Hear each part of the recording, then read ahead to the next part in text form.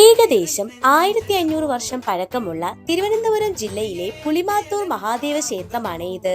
ഇന്നിവിടെ ഒരു പ്രത്യേക ദിവസമാണ്. ഈ കാണുന്ന കൊടിമരം കണ്ടോ?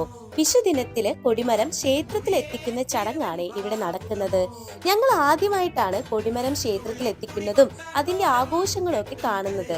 ഇതിനു പിന്നിലോ ഒരുപാട് കഥകളും പരിശ്രമവും ഒക്കെ ഉണ്ടെന്നാണ് കേട്ടത്. പത്തനംതിട്ട ജില്ലയിലെ റാന്നി കടേരിക്കാട് ദേവീക്ഷേത്രത്തിനടുത്ത് നിന്നാണ് ഈ മരം വാങ്ങുന്നത്. അത് മുറിച്ച് ആചാരപ്രകാരം തന്ത്രി വന്ന് പൂജകളൊക്കെ ചെയ്യുന്നു. ചടങ്ങുകളൊക്കെ ആചാരപ്രകാരം കഴിഞ്ഞതിനു ശേഷം മരം കയറ്റി വേളാവൂർ ദേവീക്ഷേത്രത്തിലാണ് എത്തിച്ചത്. എന്നിട്ട് ഘോഷയാത്രയായിട്ട് പുളിമാത്തൂർ ക്ഷേത്രത്തിലേക്ക് കൊണ്ടുവന്നു. ഇവിടെ ഈ മരം കൊണ്ടുവന്നതിന്റെ ആഘോഷങ്ങളൊക്കെയാണ് ഇവിടെ കാണുന്നത്. ഇനി അടുത്ത നടപടി തച്ചന്മാർ വന്നിട്ട് ഈ മരം പൊരുക്കിയെടുക്കുക എന്നതാണ്.